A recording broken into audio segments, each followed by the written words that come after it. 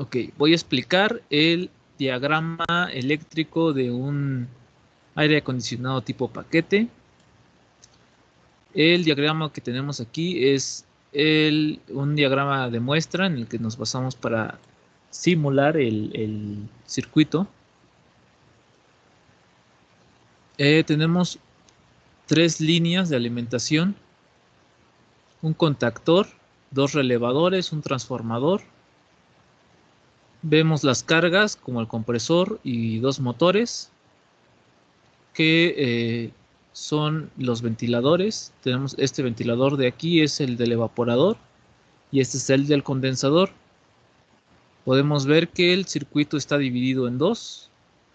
Esta parte de aquí es la parte del evaporador y esta parte de acá es la parte del condensador.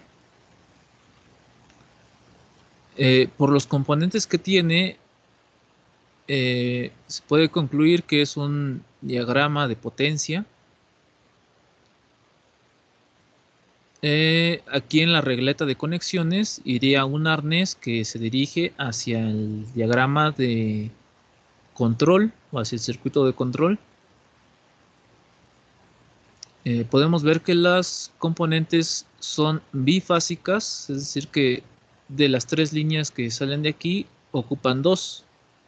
Podemos ver aquí la línea 1 que está representada en negro y llega al compresor y al motor ventilador del condensador, y la línea azul que es la 2 igual llega al compresor y al ventilador, mientras que al ventilador del evaporador le llega la línea azul que es la línea 2 y la línea 3 que es roja. Ambos ventiladores, por lo que se ve aquí, son de velocidad variable y presentan un kit de arranque que consta, en el caso de los ventiladores, únicamente de capacitores,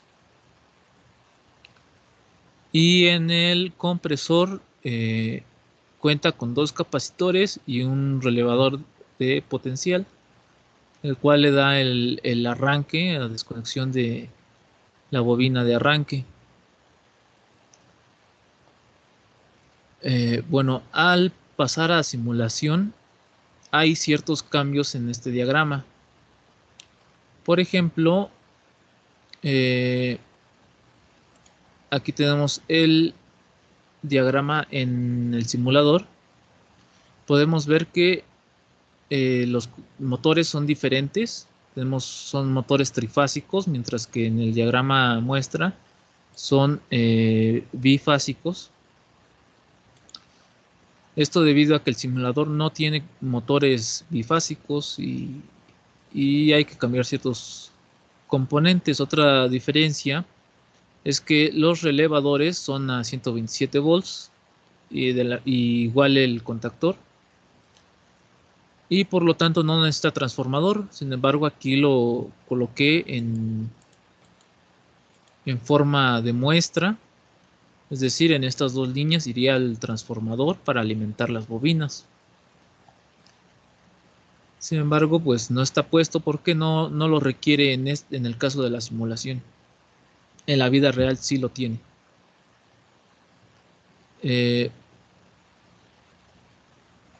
Otro cambio que agregué es que en el diagrama original el compresor y el ventilador del condensador arrancan al mismo tiempo. Esto provocaría una sobrecarga en el contactor y botaría el protector, por lo que es necesario agregar un temporizador para el compresor. En el simulador podemos verlo aquí en estos contactos, son los contactos del retardador de arranque.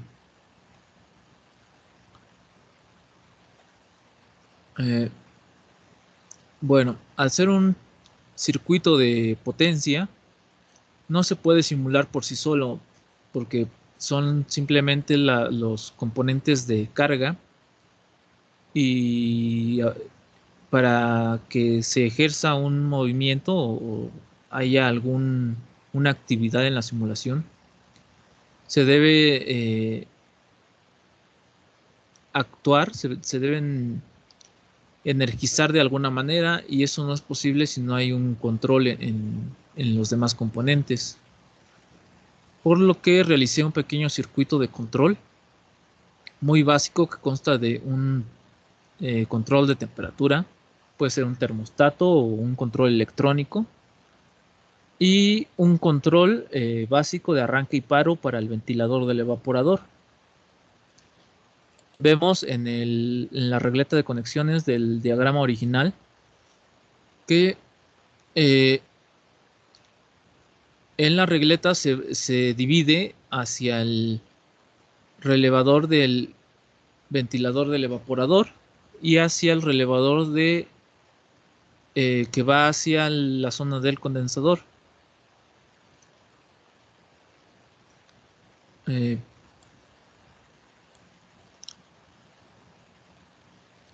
Y por ahí es donde entraría la corriente de nuestro circuito.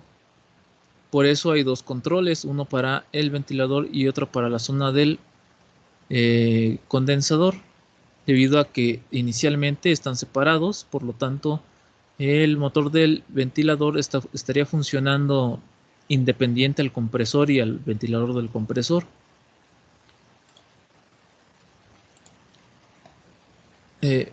Vamos a iniciar la simulación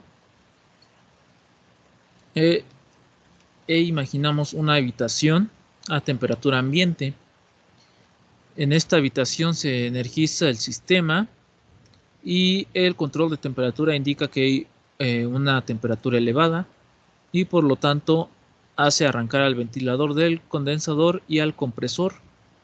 El compresor, al tener retardo, arrancará después que el ventilador del condensador, y después se arrancará el ventilador del evaporador. El ventilador del evaporador, según el aire que se requiere en la habitación, va a estar arrancando y deteniéndose, arrancando y deteniéndose, mientras que el compresor sigue funcionando hasta que alcanza una temperatura ideal para el confort humano, y entonces el compresor y el ventilador del condensador se van a detener. En este proceso el ventilador estará funcionando y deteniéndose, funcionando y deteniéndose.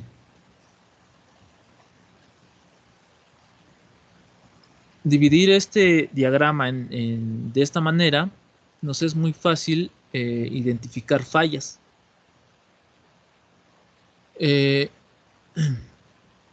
Porque ya no partimos de cero, de inicio a final, sino que ya tenemos una división en la cual nos podemos ir guiando. Otro problema de este simulador es que no tiene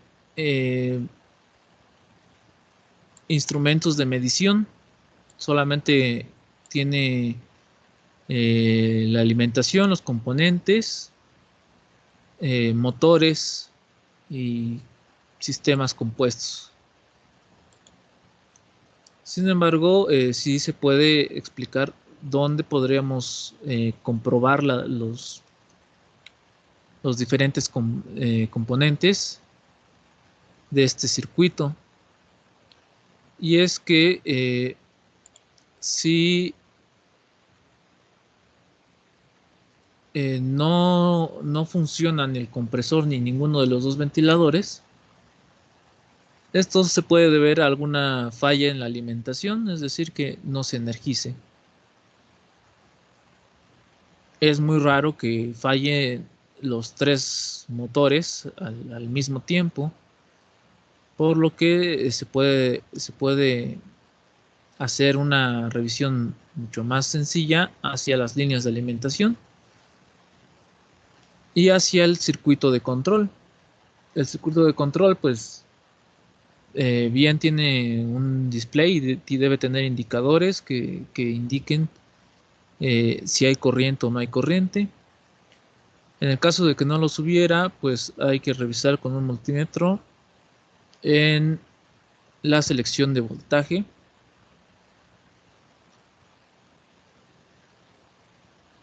Y podemos ver que al arrancar cualquiera de los dos controles, estos contactos de aquí se están activando, por lo tanto debemos revisar su corriente que pueda tener. Otra falla podría ser el transformador. Para este debemos medir el voltaje en la entrada y en la salida. El síntoma de esta falla es que ninguno de los componentes estará funcionando. Tenemos también la falla del relevador del ventilador. Esta se comprueba con midiendo voltaje en la bobina del relevador y debe marcar voltaje. Sin embargo, sus platinos no accionarían. En este caso, pues el relevador tiene su bobina abierta y no está actuando como debería. De la misma manera podemos revisar voltajes entre líneas en la entrada y salida de los contactos. Por ejemplo, se mide el voltaje de aquí a aquí y debe marcar 220 volts. De aquí a aquí debe marcar 220 volts. Y este de acá y debe marcar 220 volts. De la misma manera se comprueba en la salida. Aquí y aquí, aquí y aquí, y aquí y aquí. Otro componente que nos puede fallar es el relevador del área del condensador, que sería este. Se comprueba de la misma manera. Voltaje en la bobina y voltaje en la entrada y salida del contacto. Esto se hace con un multímetro, colocando una punta en cualquier extremo. Digamos, en la entrada sería aquí, y la otra terminal del multímetro hacia tierra. Puede ser tierra física o incluso nuestra propia mano, y debe marcar un voltaje aproximado de 80 volts, y de la misma manera a la salida. Con esto hacemos que el multímetro marque un voltaje entre una de las fases y hacia tierra. Esto va a hacer que podamos ver si en verdad pasa la corriente a través del contacto. Otra falla podría ser el contactor. Se revisa de manera muy similar a los relevadores. La bobina pues se revisa exactamente igual. Su continuidad ya sea con voltaje o con el multímetro en continuidad, y los contactos que se estén activando. Otra falla puede ser el retardador de arranque. Al energizarse, debe arrancar después de un tiempo corto, digamos, según esté programado el retardador. Este retardador tiene una escala donde se puede seleccionar 1 minuto, 5, 10 minutos, pero no es demasiado. Es decir, si tarda 15 minutos y no arranca, entonces el compresor, el retardador de arranque tiene algún problema. De la misma manera se puede revisar entradas y salidas y la bobina del retardador. Hay unas fallas que no vemos en este diagrama por la elaboración y y las condiciones del simulador, pero sí se pueden ver en el diagrama original. Por ejemplo, la falla del compresor en su arrancador. Este relevador consta de una bobina y un contacto cerrado, el cual energizan a la bobina de arranque y la desenergizan. Esto de una manera eh, en un tiempo muy corto.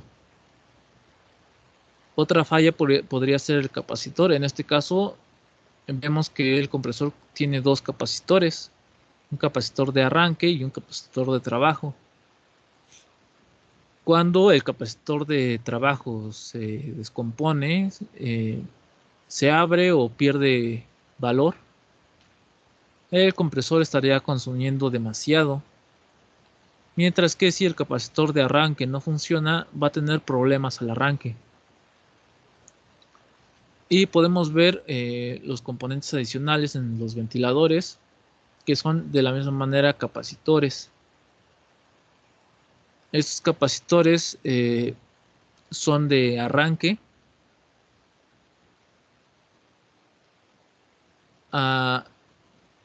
y igual que en el compresor, si estos capacitores no funcionan, el motor tendría problemas al arrancar.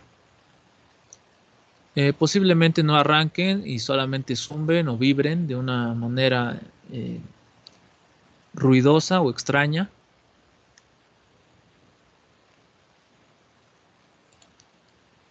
Y bueno, esas serían las fallas.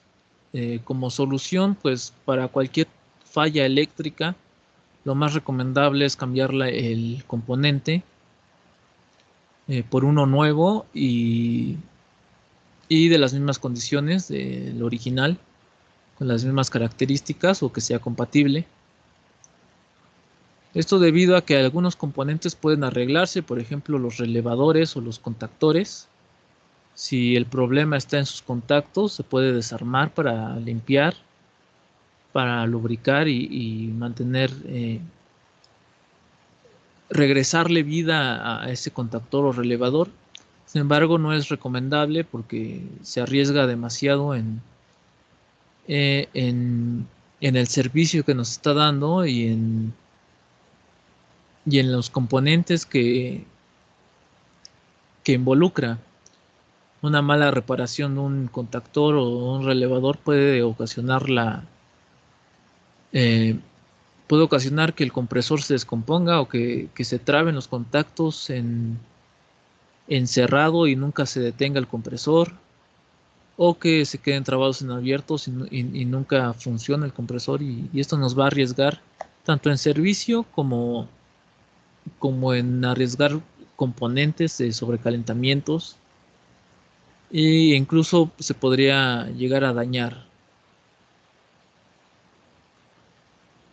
Y bien, esta sería la explicación del diagrama eléctrico de un aire acondicionado tipo paquete.